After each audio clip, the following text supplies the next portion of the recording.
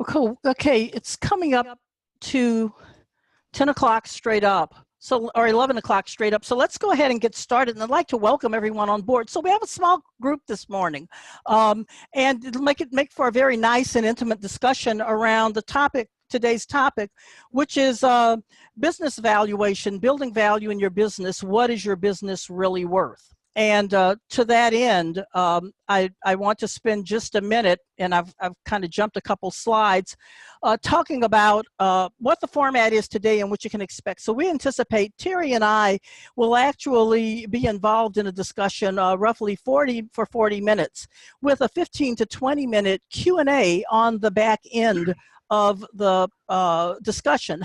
Okay, let's move forward and let's talk about Terry, our guest today. So our guest is Terry Lammers.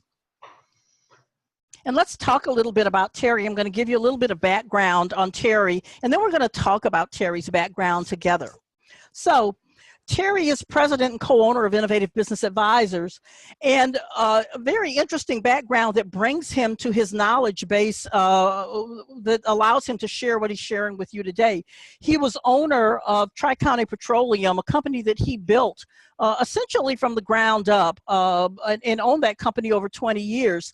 He sold the company in 2010. So in the course of the 20 years that Terry owned in Tri-County Petroleum, he made several acquisitions, and he ultimately sold that business. So as a business owner, you should know that he clearly understands what you do, and that is the process of building a business, whether through acquisition or de novo building of that business through increasing customer base. And then lastly, as he exited, he sold the company. And when Terry sold Tri-County Petroleum, he started Innovative Business Advisors. And at that point in time, he earned his Certified Valuation Analyst certification, which we consider people with that particular certification to be the very best in our industry relative to having the knowledge and capacity to do valuations for businesses. Also, an interesting thing about Terry is that last year, in the about almost exactly a year ago in the summer of 2017, he published his book, You Don't Know What You Don't Know. And that book chronicles his experience as a business owner who bought and sold a business. And he speaks in that book to the process of buying and the team that you need, and how you work through the details of the transaction from the buy side.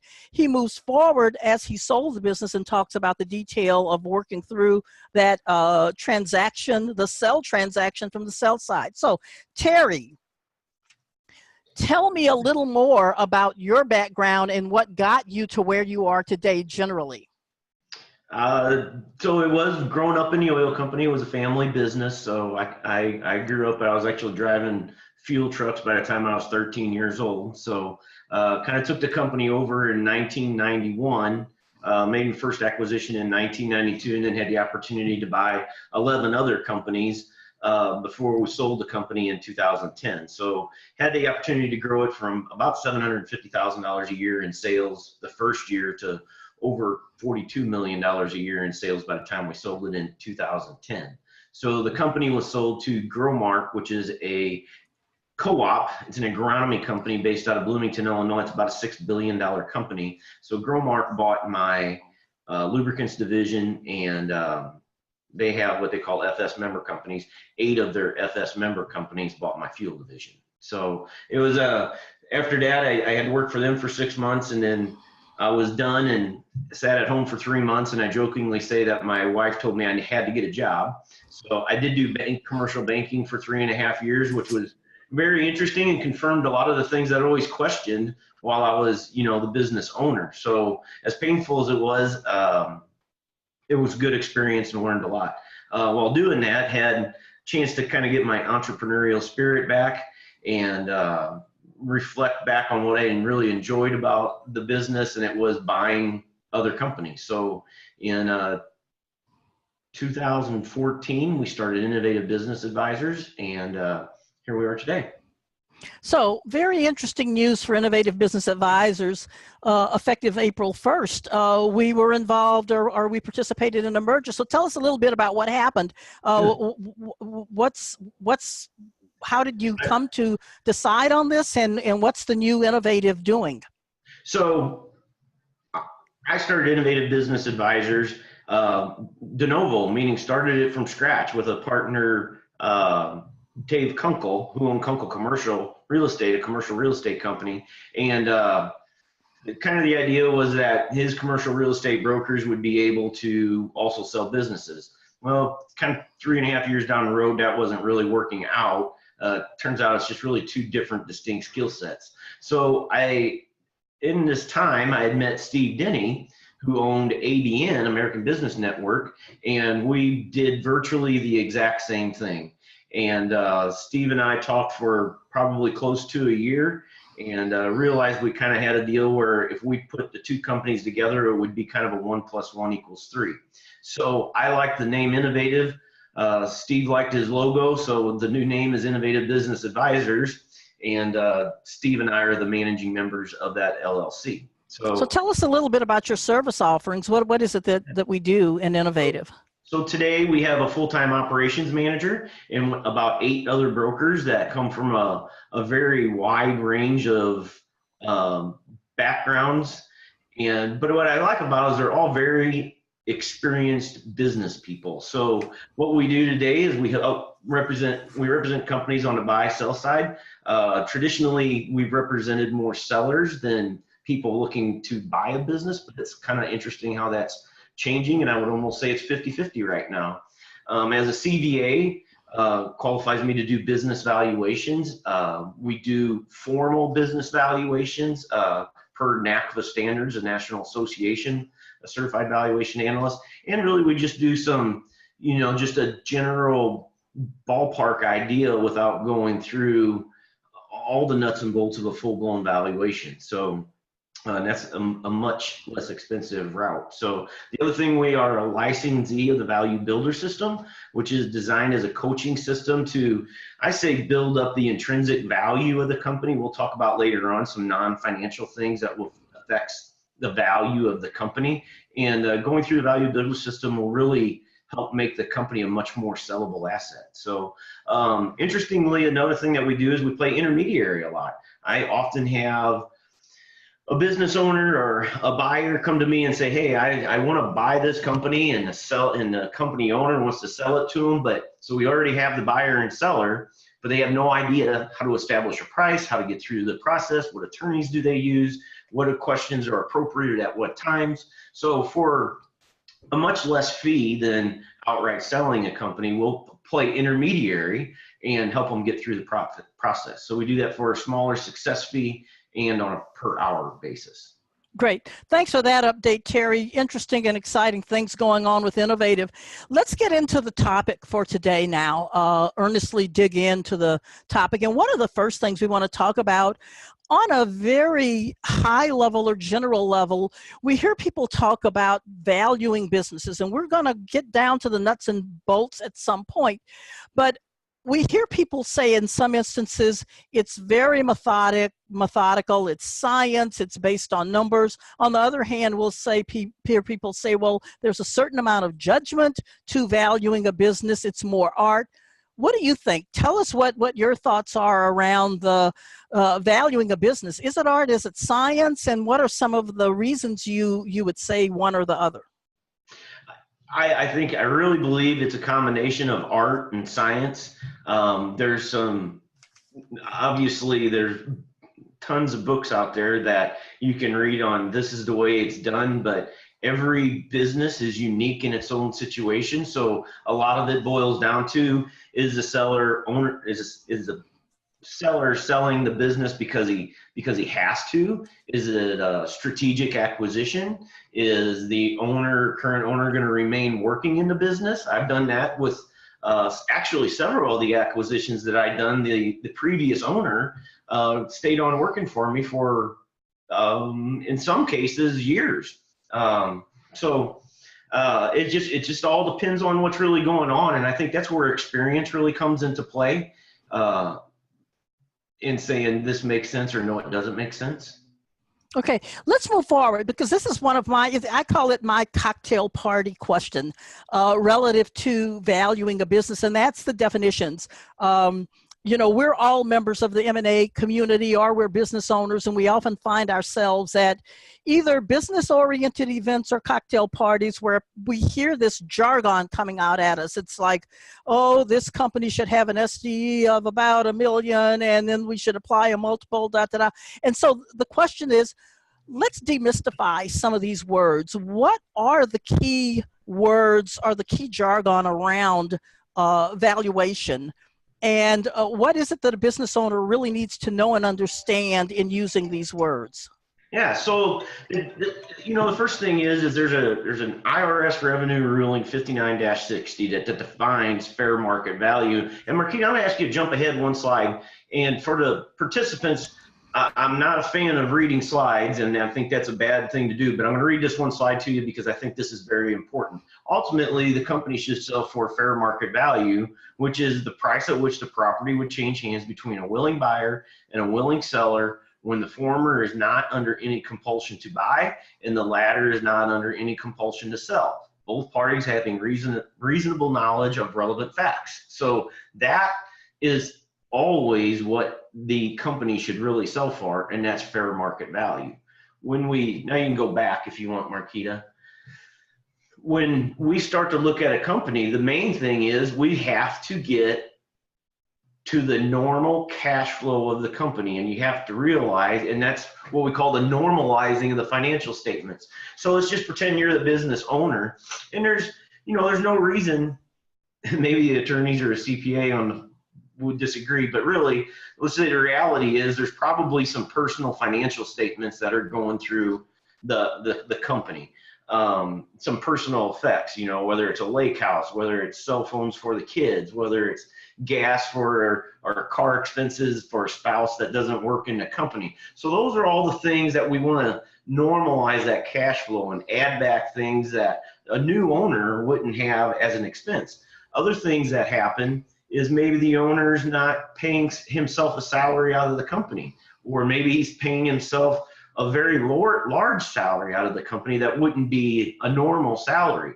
Rents is always another big thing. Maybe the owner owns the building in a different entity, and again, maybe he's not paying himself any rent, or maybe he's paying himself a much above market rate rent just to get more money in that way. There's several different reasons. Maybe he's selling the business and he's going to continue to own the building. So that's another scenario. So we want to go through and want to normalize those financial statements and get to what's called SDE, or seller's discretionary earnings.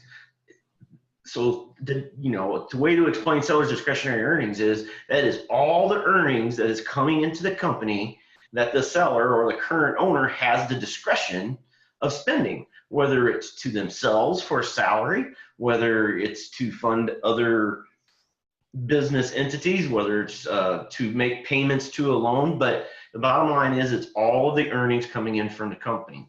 So from SDE, seller's discretionary earnings, if you subtract a fair salary for the owner, now we're down to EBITDA, earnings before interest, taxes, depreciation, and amortization. So EBITDA is what we really want to value. That's the true cash flow of the company, and that's where we're going to start to come up with a value for this company. Does that make sense? That makes a lot of sense. So let's walk forward and talk about normalizing. You mentioned normalizing the financial statements. Tell me a little more about that. Where do you find these numbers, and how do you go about normalizing a financial statement? So from a banking perspective, a bank will look at three sources of financial data. That's what they'll call verifiable data. They're going to look at a tax return, or they're going to look at reviewed or audited financial statements. And the reason for this is because if you're lying on your tax return, you can go to jail. You can get in trouble.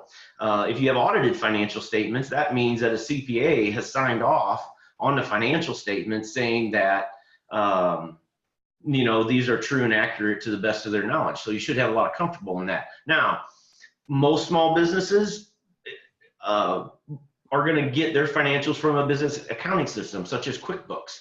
And if you're getting the financial information that way, the one thing you want to make sure you do is tie it back to the tax returns, so that you know the sales, for starters, is reasonably close. You may need a CPA's help with doing this, because I would also tell you that you want to make sure you're valuing the company, if possible, with the accrual count method of accounting. So there's two methods to accounting: cash and accrual. And the problem with dealing with cash accounting is the owner can really be playing around with how those statements look, because you don't report a sale until you've received the cash, and you don't report an expense until you've actually written the check. So you don't know if there's an abundance of payables that are still out there, or are they holding off depositing checks to limit their income and maybe limit their profits, which doesn't make sense if you're selling the company. But anyway, the thing to be also kind of be careful of, and this is where you really may need a CPA to help you out, is that the financial statements from QuickBooks or your business accounting system may be on accrual, but it's not uncommon at all that their tax returns would be on a cash basis. So that's getting into the weeds a little bit, but something to be aware of. Okay, well, that's fine. So that's really the three places that we're going to be getting financial information from. And for a much smaller business, it's not unusual at all that you're going to be getting the tax returns, and they may not even have a P&L or balance sheet.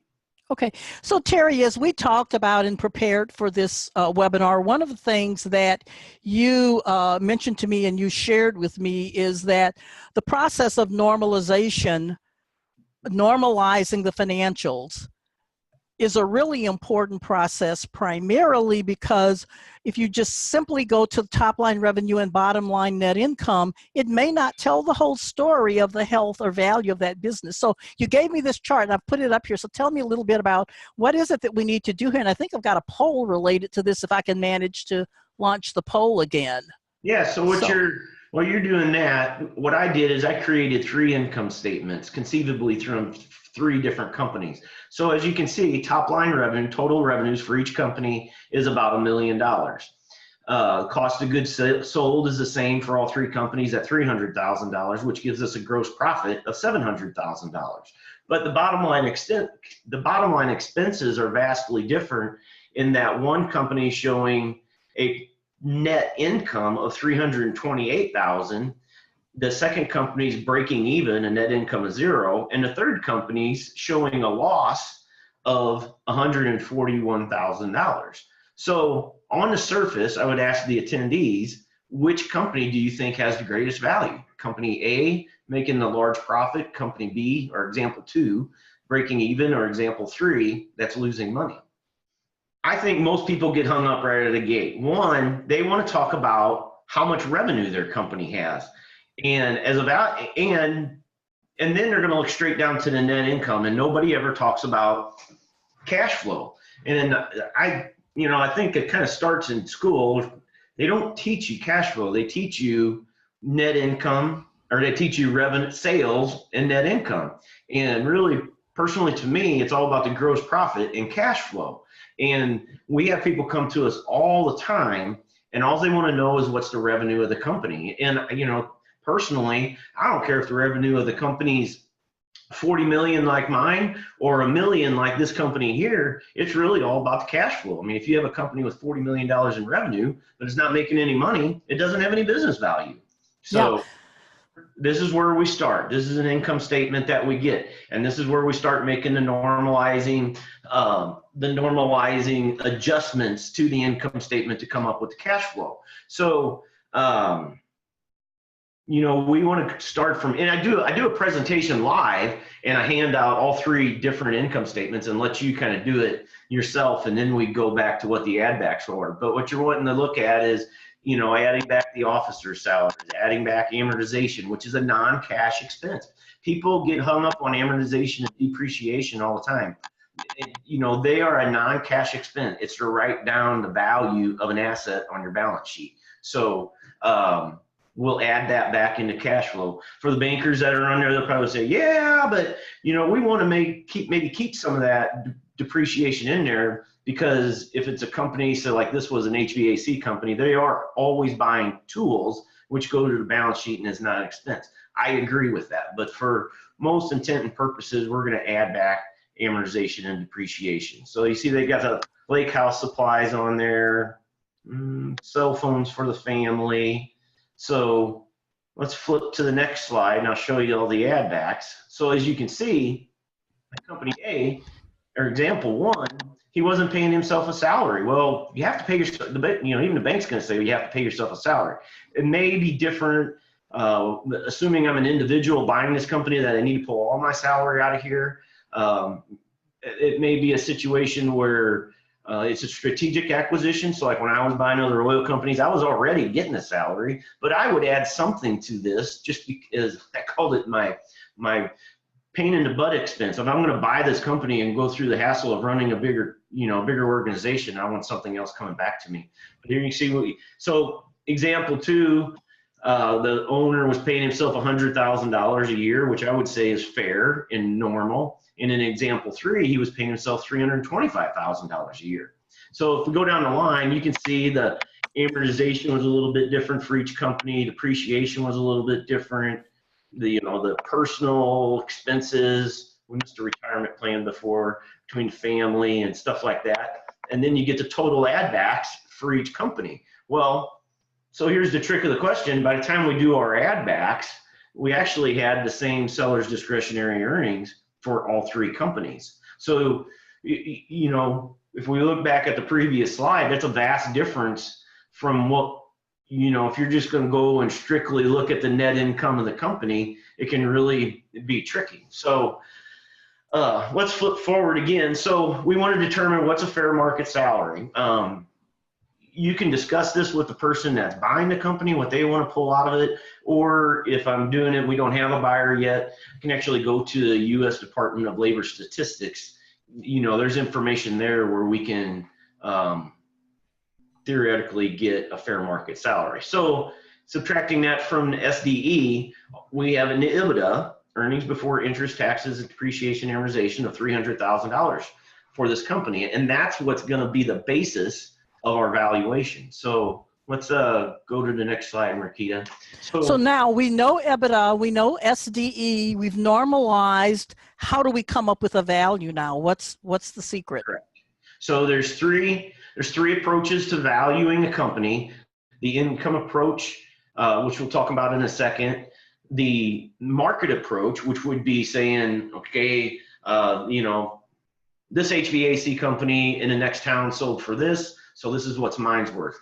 Not used very often in valuations just because each company is uniquely different, although I'm going to kind of counter myself here in a minute. But then the third approach is an asset approach where you're just, maybe the company's not, usually this is used when the company's not making any money and you're just selling off the assets for their fair market value. So here, this is typically how I explain how equipment in a company is looked at. Everybody asks me, is there a value for the business and value for the equipment? But here's kind of an idea of how to wrap your head around that.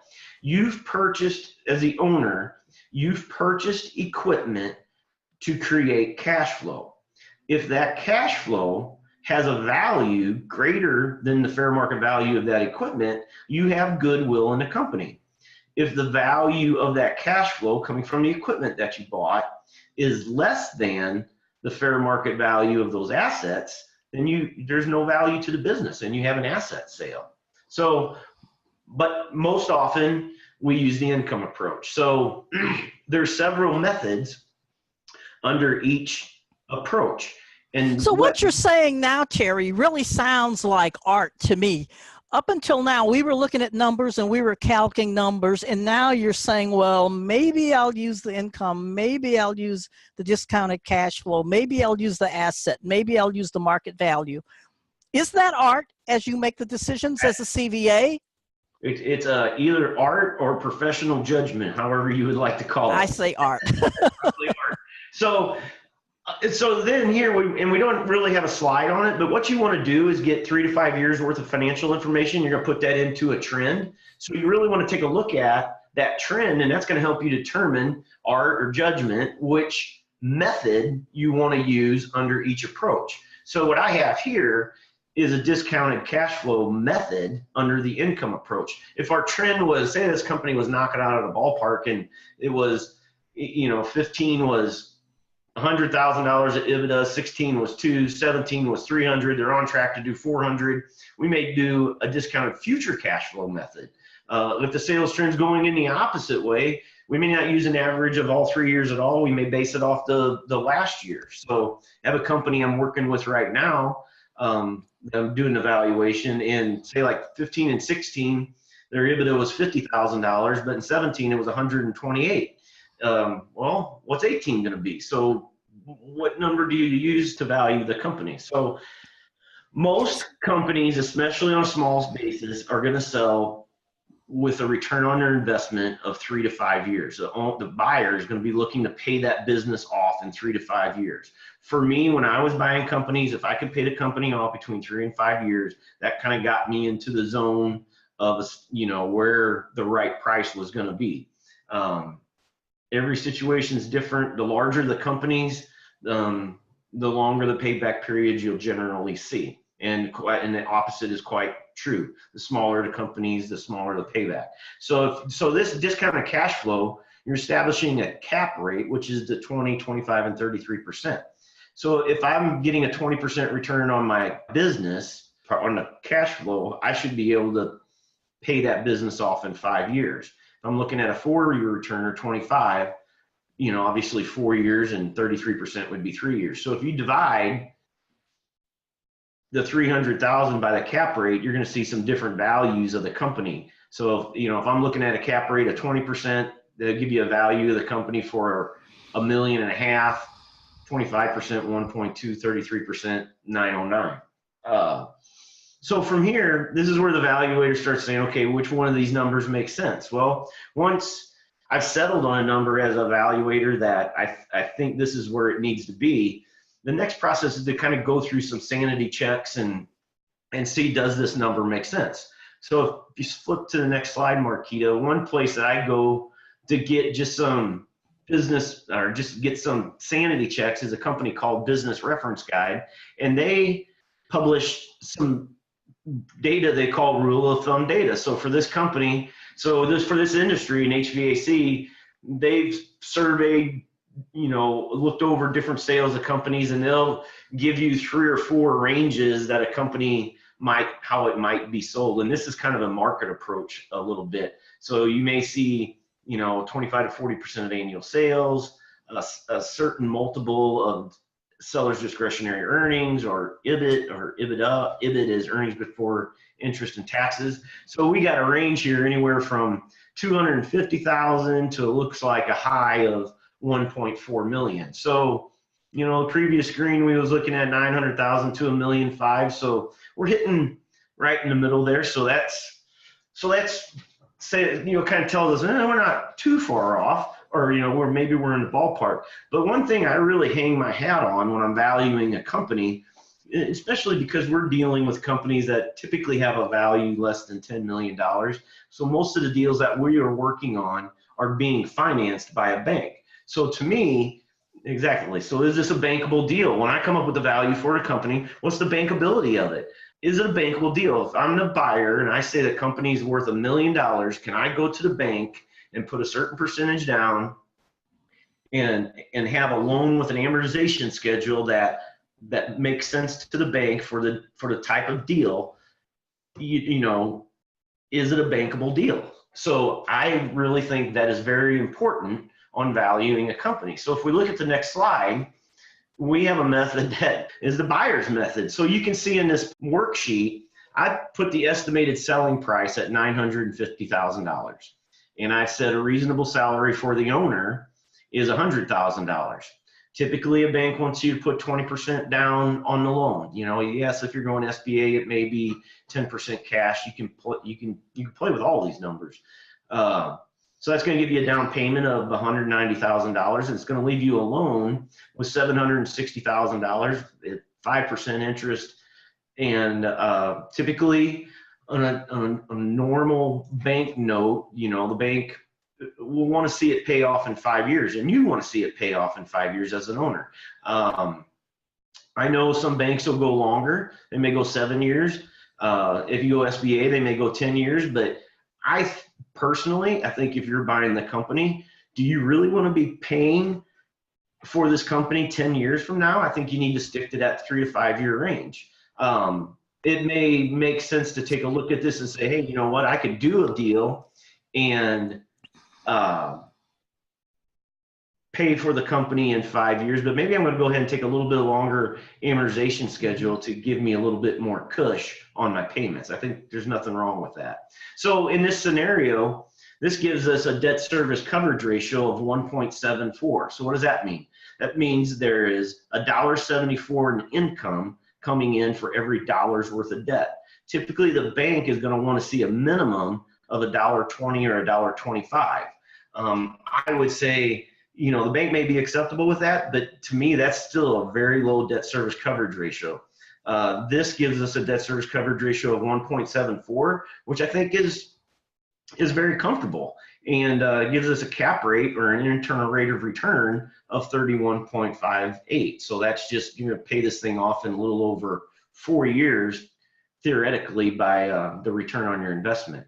So Terry, let's kind of stop here for a minute and let me ask you a couple of questions, because while it sounds like we're getting deeply into numbers here, don't you think, and I'm kind of pushing you toward this answer, but tell me if I'm wrong, most business owners ought to have thought through these ratios, these numbers, these metrics, either independently or with their accountant, to make a determination as to, number one, if I'm on the sell side, am I getting my value in selling it? If I'm on the buy side, is this a deal? Because this really is a buy side look right here. How is this going to work for me relative to debt service on the acquisition of this business? How would they be able to make a determination as to, well, certainly you said the bank. I heard you say the bank really has a threshold for debt service coverage, but the cap rate, what are some of the thought processes that go into that? It really, you know, a lot of it boils down to what's the purpose for the buyer buying this company? Is it, I just, you know, I sold my previous business and I'm going to get into the HVAC business now. So all my salary needs to come from this company. I write about a situation in the book when I bought a company. It was a strategic acquisition. This business sat right between two of my other established offices, and I didn't want a competitor to come in and buy it. So I felt like I overpaid for the company, but I wanted to lock up a spot where I had a high amount of customer concentration. So this really, you know, I can put a number on the business, but the reason for the company being sold or bought could really play around with it too. But in this situation, I ran this number at $700,000 in estimated selling price, and that gave us a debt service coverage ratio of 2.3. Well, that's really high. That's great. So if you're the buyer and you can get it for $700,000, that's good. If I'm valuing the business for the seller, I think that's leaving a lot of cash on the table, so to speak. So I also ran this at $1.5 million, and it gave us a debt service coverage ratio of 1.1. Well, that's not going to pass for the bank. So the buyer's either going to have to plunk down a larger amount of cash, which is typically tough. It's just, you know, that you start with a range and you start whittling it down to the middle. And if I was valuing this company, just with the little facts that we gave there, I think at $950,000, you're getting into where I think that's a comfortable number. So for a process that's so grounded in the numbers, it's sounding to me like there's an awful lot of judgment and give and take in terms of making a determination. The one thing I talk about in the book a lot is building your team. Yeah. You know, we could spend a whole morning on this. You know, is there going to be owner financing? You know, is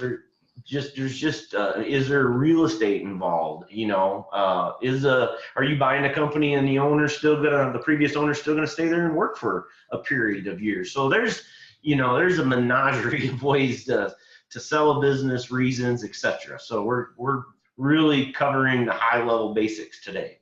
So we've looked at some of the numbers. What are some of the other factors that affect This is where value? the value builder system comes into play. And like I said, the reason I've backed off a little bit of doing a full-blown valuation for an acquisition is because you don't know the non-financial factors that are going on, getting into the weeds, so to speak. As a valuator, CDA, I'm evaluating the cash flow of the company.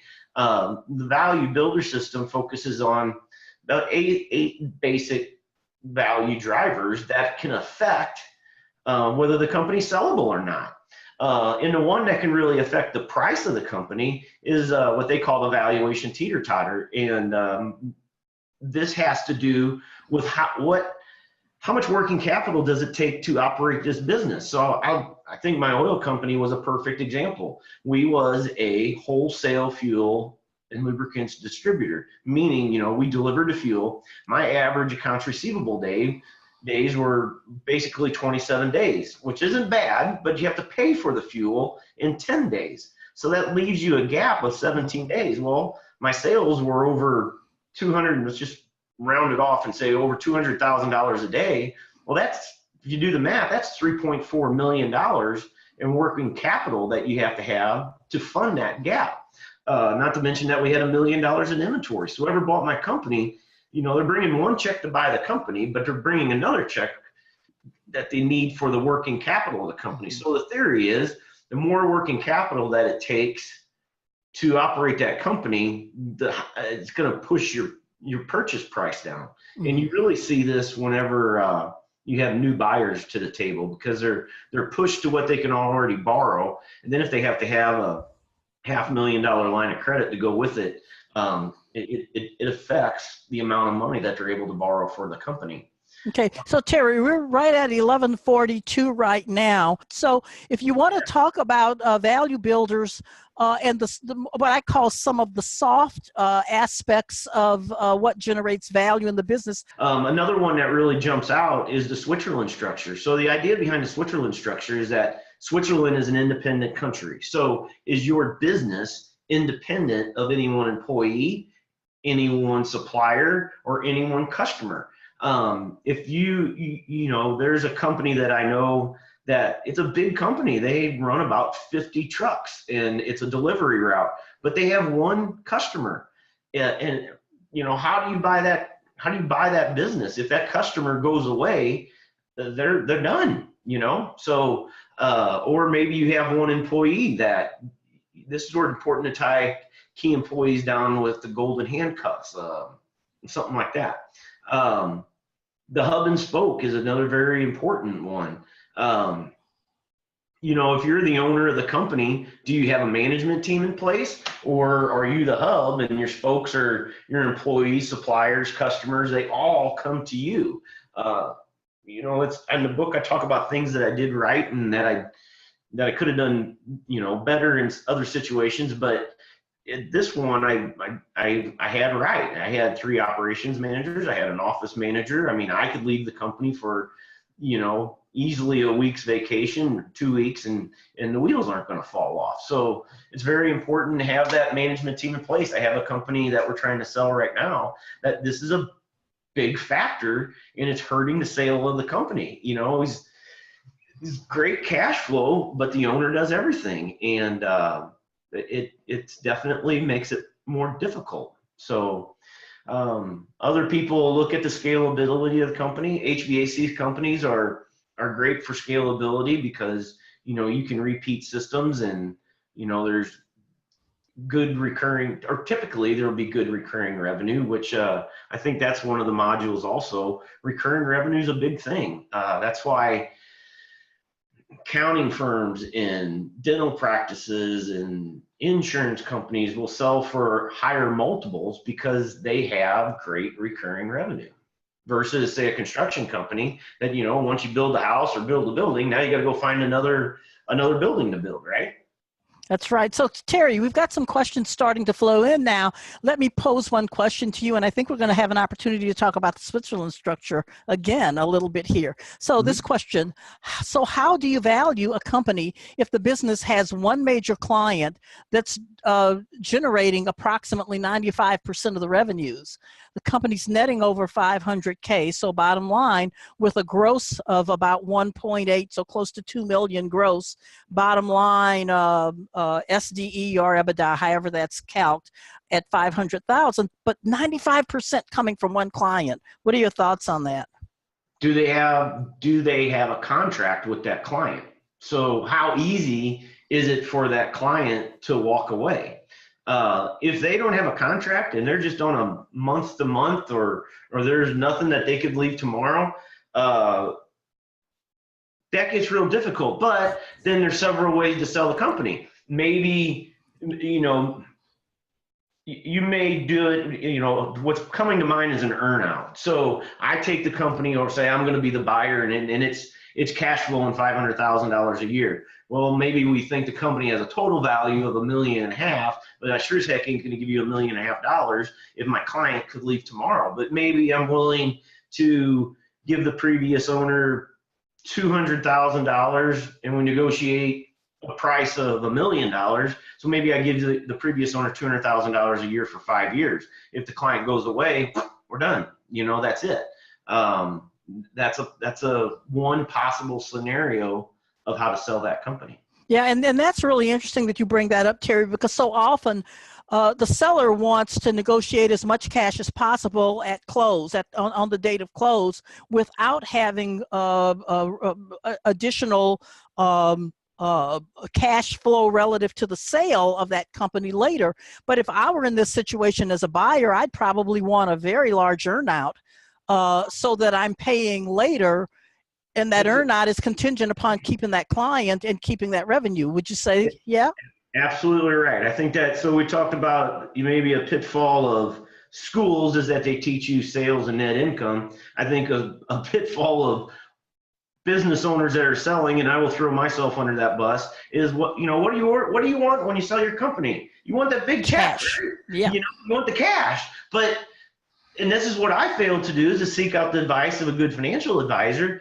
And everything went fine with the sale of my company. So it's all about things that I could have done better. That's where the name of the book comes from. You don't know what you don't know. I didn't know I should have sought out a financial advisor, because I had a $6 billion company buying my company. Same scenario. I should have stretched that out as long as I could to avoid as many taxes. So what you get for the company as far as the sales price is one thing, but you really need to pay attention is, what am I going to get for the company net of taxes? And that's what can bite you. We had a trucking company 2 years ago, and this was a little bit my fault. It was a smaller company. I had no idea in the world that this would be a C Corp. And the way we structured, it as an asset purchase, the owners were actually going to have to bring a check to the table. Now, we was able to renegotiate how the buyer was going to buy the business, and they each got a respectable amount of money. But you can see a huge tax swing. For you accountants that are on board, or even owners, just to be aware of, the first page of my book is, so they have you write a first page, and first page is supposed to be a gotcha, and it's about, we got into an argument, right? We had negotiated the purchase price of the company, but when we got to the purchase agreement, it was the allocation of assets. And I had to have it a certain way for the bank, but the seller, wanted it a different way, because it was literally the way I had to have it was going to cost him over $100,000 more in taxes. So very, very important topic. Okay, so we've got another question that's come in, Terry. This is really interesting. It asks a very direct question, but it could be a very much more complex topic. And the question is, as interest rates rise and the cost of debt becomes higher, is this impacting the multiples you're using when you value a company? Well, ultimately I say yes, because if you're going to look at the bankability of the company, then the higher the interest rates are, the less cash, you're going to have for, servicing that debt. So, I very definitely say the answer is yes. So I'm going to challenge you a little bit on that and ask you another question, because, in the world of looking at the numbers and looking at interest rate as the driver of your decision, yes. But what are some of the other things that drive value in a market like we're in today? And, I think of our today's market in the context of the fact that it seems to be getting to a point where we're more of a seller's market as we're seeing more cash available. And it's very interesting that we talk about interest rates rising at a point in time where we're seeing more cash available. I think here's the biggest one for that. Yeah, if you have more cash available and you don't need financing, now we're into a whole nother ballpark. And this is really where you get more see it on the private equity side. Maybe they're coming in and there's no financing. You're strictly looking at a return on their investment. So, one of the things when I was buying companies, I've bought some companies for cash, but typically I was borrowing money to buy the company. So, and I was valuing that company for what it was generating, for what its EBITDA was. But as me buying the company as an add-on, I knew my bottom line expenses were going to be drastically different than the current owner, because I may not need certain employees, or I always knew my insurance was going to be less because I've already met those limits. So that's where Growmark was a little bit different. They looked at the acquisition as what rate of return was they going to get off of my acquisition. And I had the opportunity to ask them that personally. So got to know them pretty good. They had their own acquisition department. So it's like, hey, what's your trigger? And she shared with me a number, and she said, but the difference is we'll look at that with how we're budgeting. We know you're selling so many gallons, and we know what we're going to make on those gallons, and we know what our bottom line expenses are going to be for us. So that's the way we're going to look at it. So interest rates isn't the end all to lowering the value of the company. So the kind of the asterisk is, if you got to borrow money, definitely yes. If you're a cash buyer, you're looking more at a rate of return, and that's probably not on your radar as much. Yeah. Here's another tough question for you, Terry. We're getting to about 11:52, so we'll be wrapping up soon. If you have questions, put them in right now, and we're going to try to wrap up in the next, say, 3 to 5 minutes. So Terry, here's the question. Oh, this is a good one. How do you value a company that has developed an app? They spent about $1 million in the development process. So they've got invested $1 million, no revenue. So they really haven't brought the product to market yet. The app was developed using VC funding, but the VC is exiting the deal. So now we were sitting here with this app. It was developed at a rate of at a cost of about $1 million, and we're looking for alternatives to how we monetize this app in a going forward basis. That's a tough question. Yeah, well, it is a tough. I'd almost say it's not so much a tough question as it's a tough situation. Yeah. When you're doing a valuation for that, I'm glad I'm not doing it, but you would really have to do a lot of market research and say, how much business is out there for this app? If I take it nationwide, if I take it worldwide, and if, we know there's an immediate market out there for that, but then it probably, and you hear these situations all the time, these huge companies, and they haven't made money in 10 years. So, to me, that's just crazy. But it's a combination of doing your market research, and it's a combination of negotiating some kind of price with a potential buyer. And it's got to depend on the business model for monetizing the app. And the time frame, that's going to make a big difference. How long is that app going to be? So they didn't say what kind of app it was. State of the art, yeah. Let's just say it's an app for payroll. Well, and you really nailed something that, for now we're going to be able to do payroll from our iPhone. And it's like, this is just crazy. It could explode. Well, maybe you're looking for, ADP that does payroll. That could be, something very valuable for them that they're willing to pay a lot of money for it. Sometimes in those situations, you ask them to give you a number first.